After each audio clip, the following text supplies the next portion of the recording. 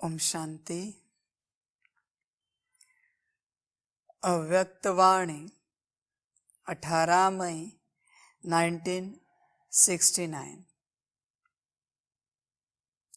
रूहानी ज्ञान योग के ज्योतिषी। चौथा पॉइंट है,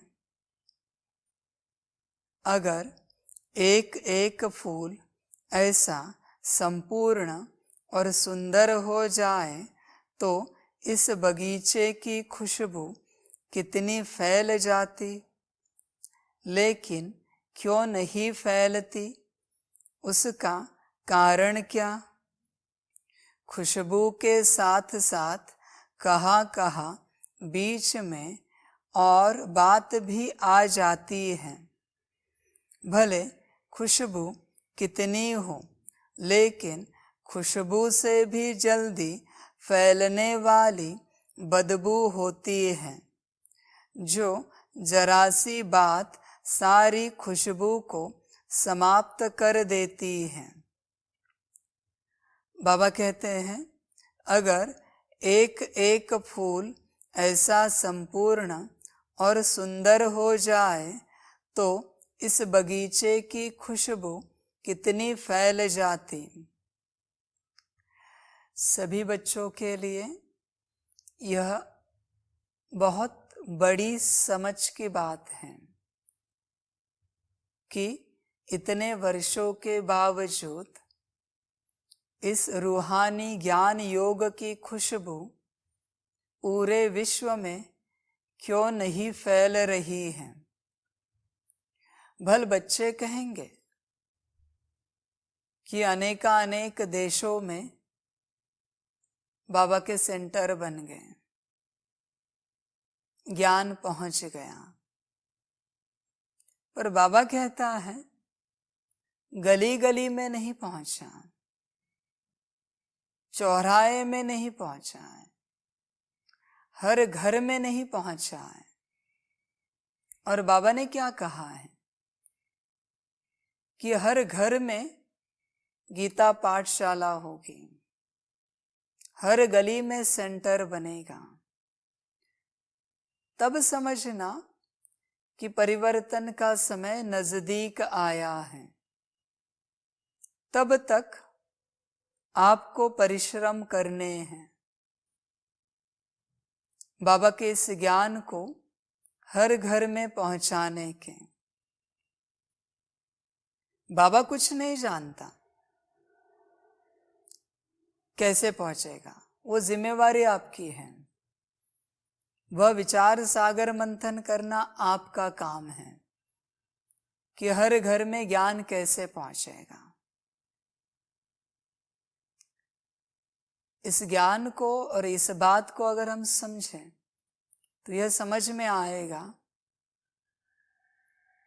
मेहनत यानी बोल से नहीं पहुंचेगा। अगर बाबा का ज्ञान घर घर में पहुंचाना है, उपाय एक ही है, अपने कर्म वैसे बनाओ बाप समान। अपने वाइब्रेशंस को ऐसा बनाओ कि बाप की अनुभूति हो सभी को आपसे। जब तक आपके वाइब्रेशंस बाप समान नहीं बने हैं, तब तक बाप का यह ज्ञान दुनिया में नहीं पहुंचेगा। बोल देने से कुछ नहीं होता। आप जो बोल दूसरों को सुना रहे हैं, वह बोल भी आपके नहीं हैं, आपने किसी से सुने हुए हैं। वह बोल काम नहीं आएंगे। अपनी वृत्ति को शुद्ध बनाओ, वाइब्रेशंस को बहुत शुद्ध और पवित्र और शक्तिशाली बनाओ, तो यह ज्ञान दुनिया में पहुंच जाएगा। खुशबू विश्व तक पहुंचनी चाहिए। शब्द पहुंचने से कुछ नहीं होता। खुशबू माना वाइब्रेशंस पहुंचाओ। वाइब्रेशन से ही विश्व परिवर्तन होना है, बोल से नहीं होगा। बोल कोई भी आत्मा कितना भी सुनाए या फिर कितने भी सुने, उससे कुछ होने वाला नहीं है। होने वाला है वाइब्रेशन से, कर्म से, एप्लीकेशन से। वरना इतने साल हो गए, बाप भी सुना रहा है और बच्चे भी सुन रहे हैं। बच्चों ने जितना सुना है उसमें से 1% भी धारण नहीं किया है, इसलिए विश्व परिवर्तन रुका हुआ है। ज्ञान की भी बात ऐसी होती है, जब तक आप पहली बात धारण नहीं करते तब तक आप दूसरी बात के लिए पूछ नहीं सकते गुरु को। धारण माना वो भी ऐसे नहीं कि आज धारण किया और कल पूछे, नहीं। जब तक बहुत काल का अभ्यास नहीं होता पहली बात का, तब तक आप दूसरी बात पूछ नहीं सकते। लौकिक में भी किसी बच्चे को ABCD अगर नहीं आती तो क्या आप उसे शब्द सिखाएंगे, सेंटेंसेस सिखाएंगे, ग्रामर सिखाएंगे? समझ की बात है। उस बच्चे को कहेंगे आपको ABCD नहीं आती तो आप ग्रामर नहीं सीख सकते, आपको सेंटेंसेस आएंगे नहीं, क्योंकि अभी तक आप शब्द भी बनाना नहीं जानते, आपको स्पेलिंग नहीं आते अभी तक, इसलिए पहले ABCD सीखो। उसी प्रकार ज्ञान होता है। और जो बच्चे पहली बात को धारण ना करते हुए दूसरी बात को मांगते हैं, उनके बुद्धि में कुछ नहीं रहेगा। पहली श्रीमत को धारण ना करते हुए दूसरी श्रीमत लेने की कोशिश करते हैं, वो कभी श्रीमत पर नहीं चल सकते। इसी का नियम हठयोग में बना है। हठयोग में गुरु भी जब तक एक मंत्र को आप पूरा सिद्ध नहीं करते तब तक दूसरा मंत्र नहीं देंगे, क्योंकि वो मंत्र का भी अपमान होता है और गुरु का भी अपमान होता है। उसी प्रकार जब तक हम पहली श्रीमत को पालन नहीं करते तब तक हमें बाबा से दूसरी श्रीमत नहीं लेनी चाहिए।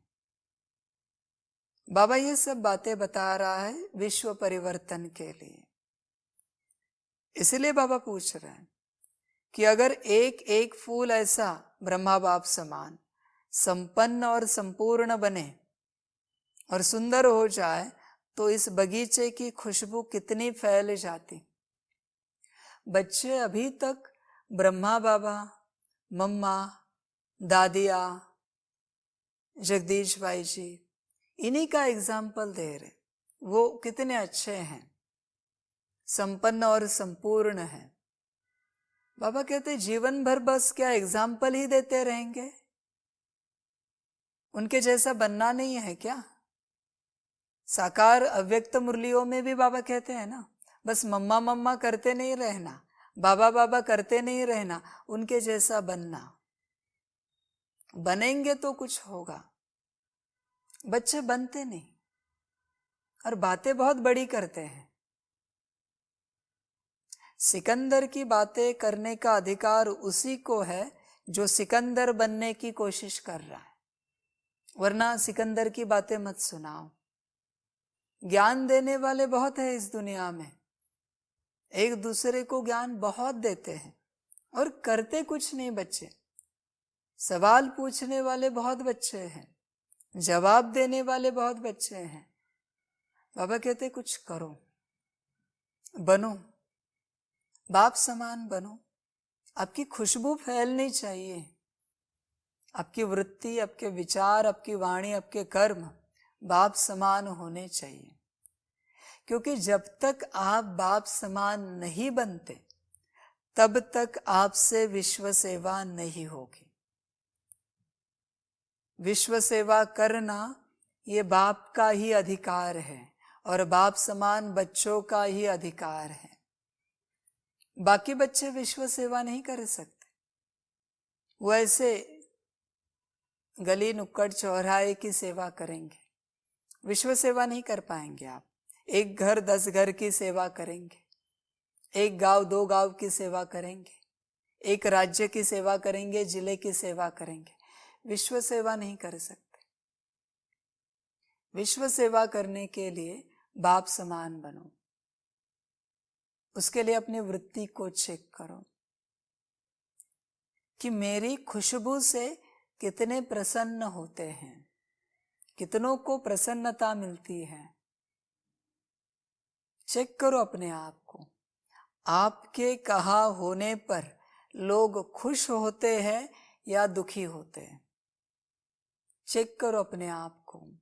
आपको पता चलेगा आपके अंदर खुशबू है या उससे विपरीत कुछ है। समझ की बात है बच्चों के लिए। ये समझना नहीं है कि आपके अंदर खुशबू है, उस खुशबू को दूसरों को बोलने दो। जैसे जब कभी भी आप दुनियावी परफ्यूम लगा के जाते हैं तो लोग पूछते आपको कि कौन सा परफ्यूम लगाया, बहुत अच्छा है, सुगंध बहुत अच्छी है, कौन सी कंपनी का है, तो आप झट बताते हैं, अगली बार वो वही लगा के आते हैं। माना एक परफ्यूम को सूंघने से उनको लगा कि ये परफ्यूम लगाना चाहिए। बाबा भी तो वही चाहता है कि आपके वृत्ति से निकलने वाले वाइब्रेशंस को महसूस करके वो पूछे कि कौन सी संस्था में जाते हैं, कौन सा ज्ञान लेते हैं। आपके संग में आके ही हमें प्रसन्न लगने लगा। अभी तक हम मुरझाए हुए थे, आपको देखकर, आपके संग में आकर हमें बहुत अंदर से खुशी आ रही है बिना कारण के। पूछना चाहिए कि कौन सी कंपनी का ज्ञान है ये, कौन सी संस्था में जाते हो, कौन सी कंपनी का परफ्यूम है ये, जिसकी खुशबू इतनी सुंदर है कि वाइब्रेशंस इतने हमें खुश कर रहे हैं। पूछना चाहिए लोगों ने। बाबा कहते ऐसी स्थिति बनाओ। तो बाबा पूछ रहे हैं कि इस बगीचे की खुशबू कितनी फैल जाती अगर आप ब्रह्मा बाप समान बनते। बहुत से बच्चे हैं ना, खास करके इस ज्ञान में चलने वाले, सीरियस नहीं है ज्ञान के प्रति, योग के प्रति, सेवा के प्रति बहुत सीरियस है, धारणाओं के प्रति बहुत सीरियस है, पर ज्ञान योग के प्रति सीरियस नहीं है। और ज्ञान के प्रति है ना, तो योग के प्रति नहीं है उतने सीरियस जितने रहना चाहिए। अभी मुख्य सब्जेक्ट ही योग है।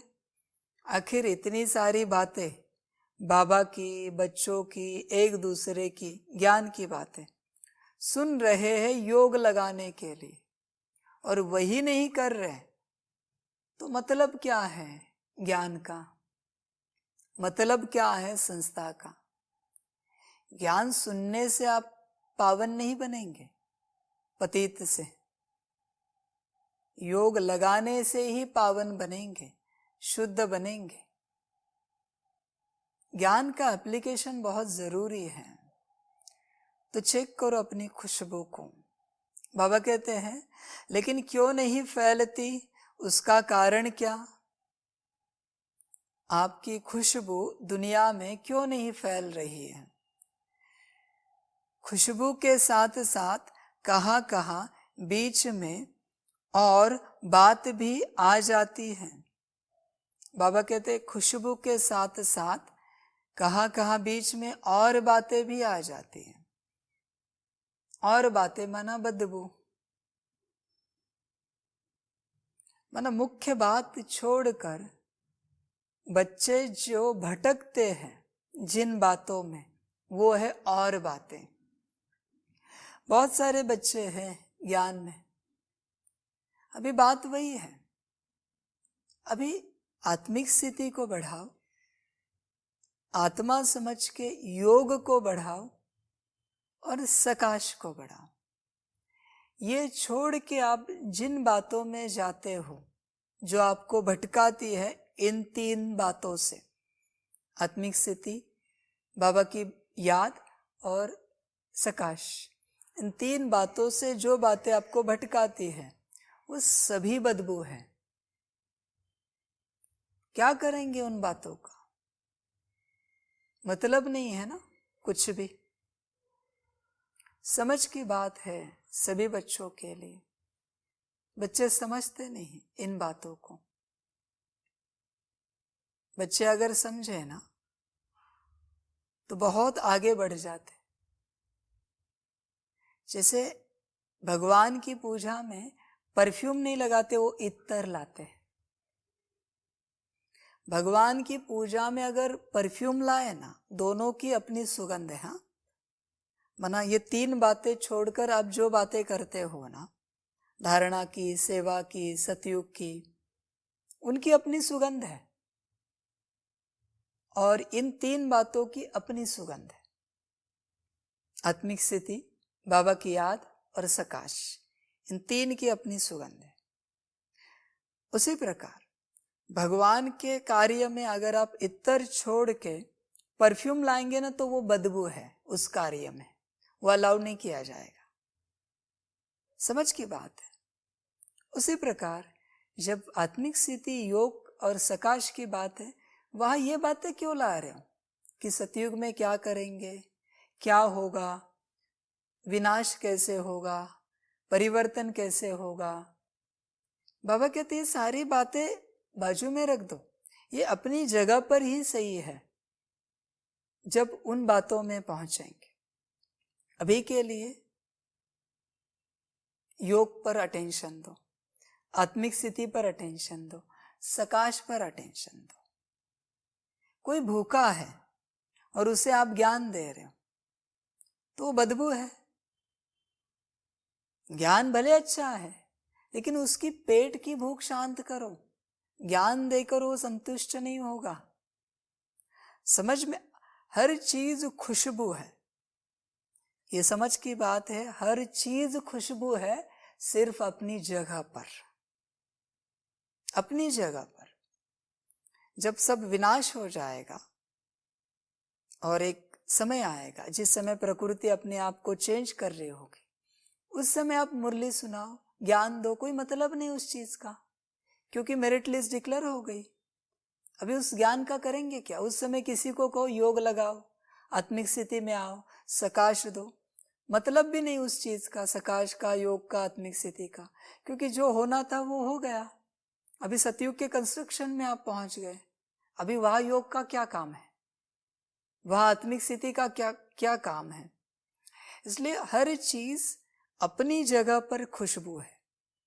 जब वो जगह बदलती है तो वो और बातें हो जाती है, उसको बदबू कहा जाता है। हर चीज वो कितनी भी अच्छी हो, शैतान के घर में भगवान शैतान है और भगवान के घर में शैतान शैतान है, पर शैतान के घर में शैतान ईश्वर है, गॉड है, और भगवान के घर में भगवान ईश्वर है, गॉड है। इसलिए किसी भी चीज की जगह बदलती है तो उसकी वैल्यू खत्म हो जाती है, वो एक नॉर्मल बात में गिनी जाती है। समझ की बात है सभी के लिए। दिवाली के समय होली के कपड़े नहीं पहने जाते और होली के समय दिवाली के कपड़े नहीं पहने जाते। हर चीज का एक समय है। तो बाबा भी वही कहते हैं, अभी किस चीज की जरूरत है, और बातों में मत जाओ।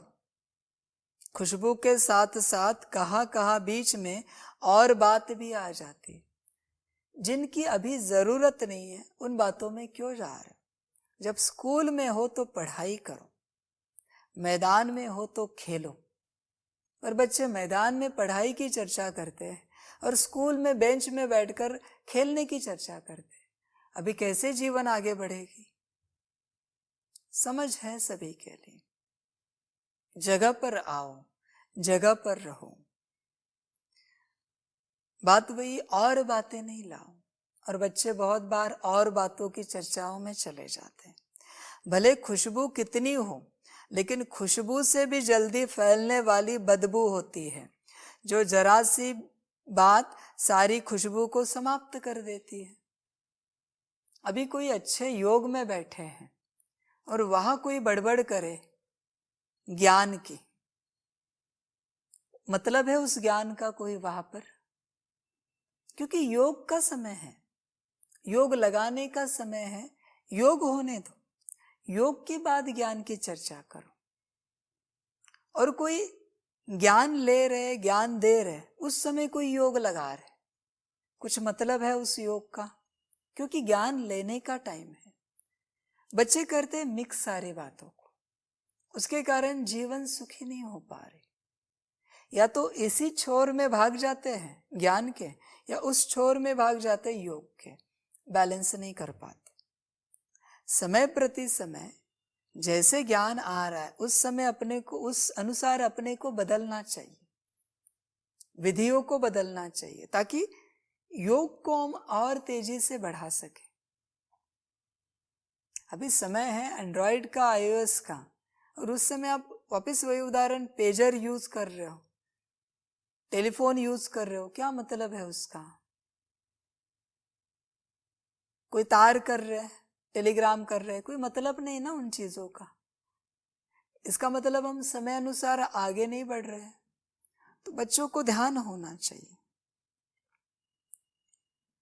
तो जरा सी कोई अलग बात आप डालेंगे ना, मजा चला जाएगा। ये जीवन में बच्चों को सीखना चाहिए। माहौल पार्टी का है, एंजॉयमेंट का है, और बच्चे किसी दुख की बात को चर्चा में ला रहे। अभी वो माहौल बदल जाएगा पूरा। आपने सुख के माहौल को दुख के माहौल में कन्वर्ट कर दिया। इसलिए बच्चों को बाबा हमेशा कहते हैं, स्थान देखकर, लोग देखकर, परिस्थिति देखकर बात करो, समय देखकर बात करो। कहाँ भी किसी भी माहौल में कुछ भी बात नहीं की जाती, कुछ भी नहीं किया जाता। किसी के घर में किसी ने शरीर छोड़ा है और आप उसे ज्ञान दे रहे हो, आत्मा तो अविनाशी है, वो तो पुनर्जन्म लेती रहती, आप चिंता नहीं करो, एक बार मर गई, अगले जन्म में जाएगी, किसी और शरीर को लेगी। ये इसको क्या कहेंगे?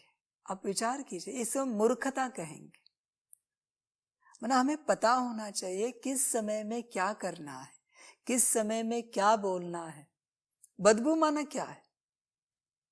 कि सही समय पर गलत बात बोलना। दुनिया में कोई बात गलत नहीं होती, हाँ, पर समय बदल गया तो बात की वैल्यू बदल जाती, उसे गलत बात कहा जाता है। सही समय पर गलत बात कहना, सही समय पर गलत एक्टिविटी करना, बच्चों को समझ में आना चाहिए। तो अपने को चेक करो, कहीं यह संस्कार आपका तो नहीं है। इसलिए बाबा ने धारणा दी है, कम बोलो, मीठा बोलो, धीरे बोलो। सारी धारणाएं दी है बाबा ने। जिनको बोलना नहीं आता ना, वो चुप रहे। एक होता है कि आप अपनी महावाक्यों से, बाबा आपके भी शब्दों को महावाक्य कह रहे हैं, आप अपनी महावाक्यों से दूसरों को सुख दो। ऐसे नहीं कि ऊपर ऊपर से शब्द हो, वो वृत्ति होनी चाहिए वैसी कि हमारे महावाक्यों से सबको सुख मिले। और एक होते हैं दूध में नमक डाल देते हैं, इतना अच्छा दूध है, एक बात बोल देंगे नमक डाल देंगे, दूध फट जाएगा, बात खत्म। अपने को चेक करो, आप कैसे हो, खुशबू वाले हो या बदबू वाले हो। 1 घंटा बहुत हैप्पीली माहौल चल रहा है और किसी ने 1 सेकंड की ऐसी बात बोले, 1 घंटा पानी में खत्म हो गए 1 घंटे की वैल्यू। किसी ने एक ऐसी एक्टिविटी की, 1 घंटे का मजा खत्म, आनंद खत्म। संगठन में 10-20 लोग हैं, 50 लोग हैं, 100 लोग हैं, कोई 1-2 व्यक्ति होते हैं जिनका मूड बहुत ऊपर नीचे होता है हर बात में, हर कार्य में, उसके कारण सबका मूड खराब कर देते हैं। ऐसी आत्माओं को आना नहीं चाहिए संगठन में। अपने को चेक करो, आपके कारण कितने सुखी हुए हैं और आपके कारण कितने दुखी हुए हैं। ये मत समझना आपके माथे पर बोझा नहीं है, बहुत है। अगर आपने दुखी किया है और अगर आपने सुख दिया है ना, तो उतनी प्राप्तियां भी आपको है।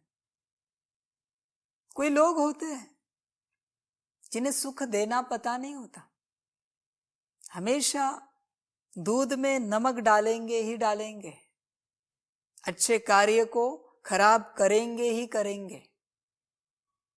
ऐसी आत्माओं को अच्छे कार्य में जाना नहीं चाहिए, क्योंकि बोझा बहुत बड़ा होता है। जब तक शांत है तब तक शांत है, लेकिन एक बार शुरू हो गया ना, फिर आप कभी शांत नहीं रह पाएंगे।